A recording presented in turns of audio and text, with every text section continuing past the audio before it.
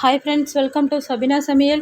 இன்றைக்கி நம்ம என்ன ஸ்வீட் ரெசிபி பண்ண போகிறோன்னா, ஒரு 5 நிமிஷம் போதும் ஃப்ரெண்ட்ஸ். சூப்பரான ரவா லட்டு தான் இப்போ செய்ய போகிறோம். நான் பாருங்கள், பாம்பே ரவை ஒரு 350 கிராம் எடுத்து வச்சுருக்கேன் பாருங்கள்.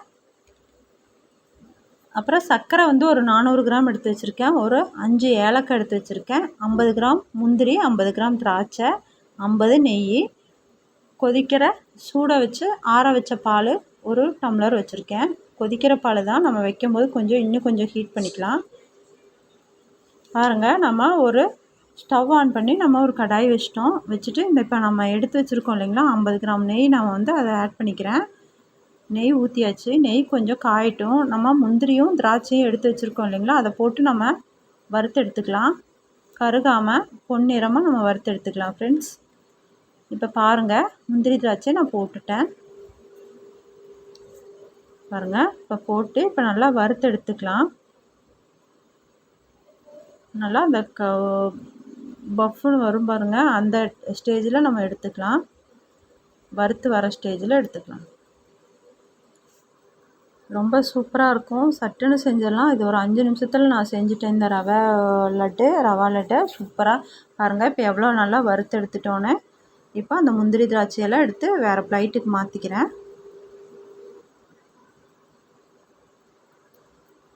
வேறு பிளேட்டுக்கு மாற்றிட்டேன். அதே நெய் நம்ம மீதி வச்சுருப்போம் இல்லைங்களா, அந்த வறுத்த நெய்லேயே நான் எடுத்து வச்சுருக்கேன் 350 கிராம் ரவையை நான் போட்டுட்டு இப்போ பாருங்கள், இப்போ நல்லா வறுத்துக்கலாம். அந்த மணம் வரணும், கலரே மாறணும், அந்த ரவையோட கலரு.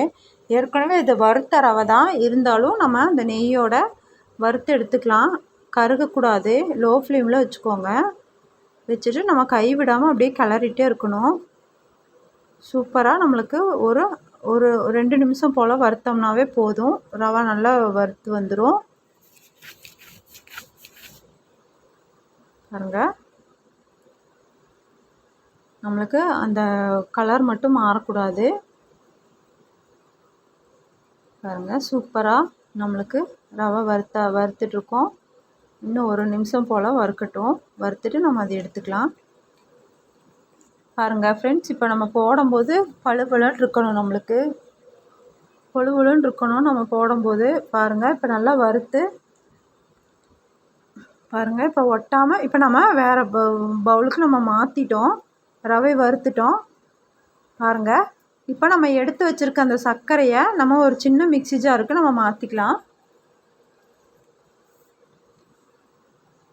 சர்க்கரையை நம்ம அதில் போட்டுட்டோம். இப்போது அந்த எடுத்து வச்சுருக்க அந்த ஒரு 5 ஏலக்காவும் நம்ம போட்டு இப்போ பவுட்ரு பண்ணிக்கலாம் பாருங்கள். இப்போ பவுட்ரு பண்ணி எடுத்துட்டோம். சர்க்கரையை நம்ம அந்த பவுலில் நம்ம ரவையை வறுத்து வச்சுருக்கோம் இல்லைங்களா, அந்த பவுலில் நம்ம அதை கொட்டிட்டு நம்ம இப்போ வறுத்து வச்சுருக்கோம் இல்லைங்களா முந்திரி திராட்சை, அந்த முந்திரி திராட்சையும் நம்ம அப்படியே போட்டுக்கலாம். போட்டு இப்போ நல்லா நம்ம கலக்கிக்கலாம். நல்லா கலக்கி விட்டுட்டு இப்போ நம்ம பாலை நல்லா கொதிக்க வச்சு எடுத்து வச்சுருக்கோம். இது சூடோடு நம்ம பிடிச்சாதான் நம்மளுக்கு ரவை கொஞ்ச நாள் வச்சும், இப்போ ஒரு 10-15 நாள் 20 நாள் போல் வச்சு சாப்பிட்டுக்கலாம். இப்போ பால் ஊற்றனால கொதிக்காமல் ஆறிடுச்சுன்னா, பால் ஆறி நம்ம உருண்டை பிடிச்சோன்னா அது நம்மளுக்கு நல்லா இருக்காது, டேஸ்ட்டும் இருக்காது. அதனால் இப்போ நான் திருப்பி பாலை நல்லா கொதிக்க வச்சுருக்கேன், அந்த 1 டம்ளர் பாலை. இப்போ பாருங்கள், பால் கொஞ்சம் கொஞ்சமாக நம்ம ஊற்றி நம்ம எல்லா ரவையிலையும் நம்ம அதை நினைக்கிற மாதிரி பண்ணிக்கலாம். பால் இப்போ ரொம்ப சூடாக இருக்குது, அதனால தான் நான் அந்த கரண்டி வச்சு எல்லாம் சமம் பண்ணிவிட்டு அப்புறம் நம்ம கை விட்டு உருண்டை பிடிக்கும்போது நம்ம பிணைஞ்சிக்கலான்னு சொல்லிவிட்டு நான் பாலை ஊற்றிட்டுருக்கேன். இப்போ பாருங்கள், இப்போ அந்த கை சூடாக தான் இருக்குது. கொஞ்சம் நம்ம கையில் கொஞ்சம் நெய் தடவிட்டு நம்ம அந்த உருண்டையை பிடிச்சி எடுத்துக்கலாம். ரொம்ப சூடாக இருக்குது பால். ஆனால் சூடோட பாலில் பிடிச்சோம்னா தான் நம்மளுக்கு அது ரவா லட்டு ரொம்ப டேஸ்டியாக வரும். அதனால தான் அப்படி பிடிச்சிட்ருக்கேன் பாருங்கள். எல்லாமே நம்ம பிடிச்சிட்ருக்கோம். எல்லா உருண்டையும் நம்ம பிடிச்சிட்டு பார்க்கலாம். எனக்கு 1/2 கிலோ ரவை, நான் 350 கிராம், அரை கிலோவுக்கு கம்மியாக தான் எடுத்திருக்கேன். நான் ரவை 350 கிராம் தான் எடுத்திருக்கேன். அதுக்கே எனக்கு ஒரு 10-20 உருண்டை சின்னதாக பிடிச்சிருந்தாலும் இன்னும் ஜாஸ்தியாக வரும். நான் ஓரளவுக்கு பெரிய உருண்டையாக இருக்கனால ஒரு 18 லட்டு பக்கம் வந்துச்சு. 1/2 கிலோ போட்டோம்னா நம்மளுக்கு 20 தாராளமாக வரும். 20, 22 வரும். பாருங்க, நம்ம வீட்லேனா இது சட்டுன்னு செஞ்சிடலாம்.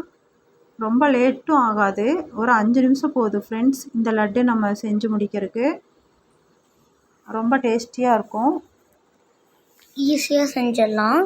வீட்டில் இருக்க பொருளை வச்சு ஈஸியாக செஞ்சிடலாம். இப்போ இது எல்லாத்தையும் உருண்டை பிடிச்சிட்டு பார்க்கலாம். பாருங்கள், இதுதான் எனக்கு லாஸ்ட்டு லட்டு. நம்ம அதை உருண்டை பிடிச்சாச்சு. லாஸ்ட்டாக ஒன்று குட்டியாக வந்துச்சு. அவ்வளோதான் இந்த வீடியோ. செம்ம ஈஸியாக செஞ்சாச்சு. நீங்களும் இதே மாதிரி ட்ரை பண்ணி பார்த்துட்டு எனக்கு கமெண்ட்டில் சொல்லுங்கள். அவ்வளோதான் இந்த வீடியோ. இந்த வீடியோ உங்களுக்கு பிடிச்சிருந்துச்சுன்னா லைக் பண்ணுங்கள், ஷேர் பண்ணுங்கள், சப்ஸ்கிரைப் பண்ணுங்கள். மறக்காமல் பெல் பட்டனை கிளிக் பண்ணுங்கள். அடுத்த வீடியோவில் சந்திக்கலாம். பாய் பாய்.